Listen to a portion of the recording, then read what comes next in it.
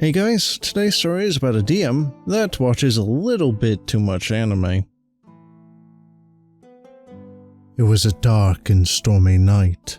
I signed up for an online text-based roleplay on an internet forum.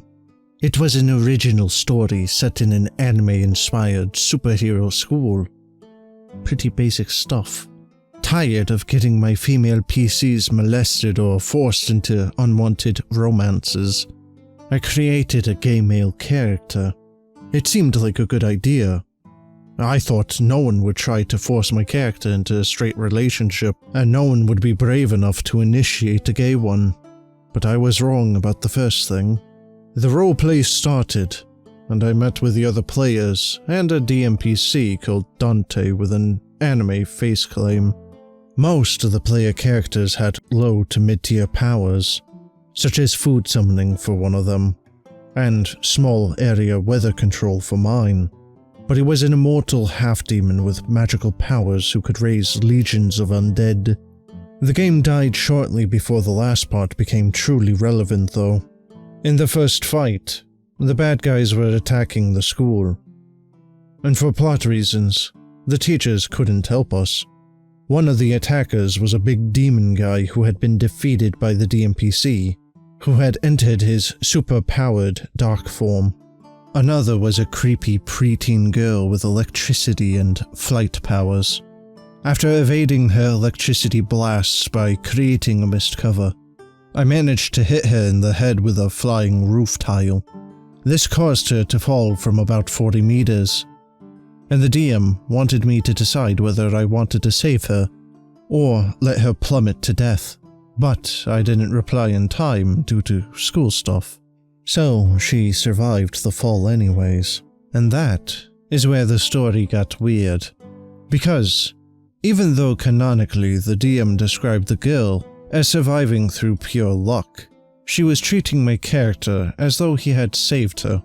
She had a massive crush on him, which according to the DM wasn't awkward at all, since she's actually over 100 years old, and just looked like a purple-haired prepubescent, which technically made her the pedophile, as my character was 16. And she was very vocal about it, and kept initiating physical contact with my character, even though he made it very clear that he didn't want it.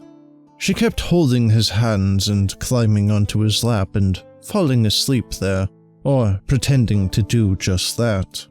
She even got into his bed multiple times, which resulted in him choosing to sleep on the floor, all while still being a scary child who laughs when inflicting pain upon others. And somehow, despite attacking the other students before, she was somehow promoted to my character's personal tutor so that she could spend more time with him.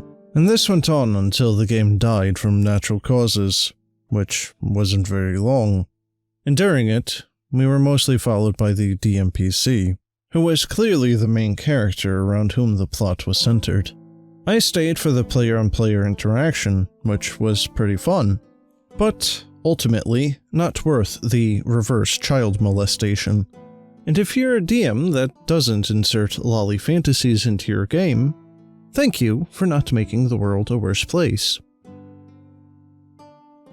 Well guys, needless to say, don't be putting your fetishes into your games as DM, plain and simple.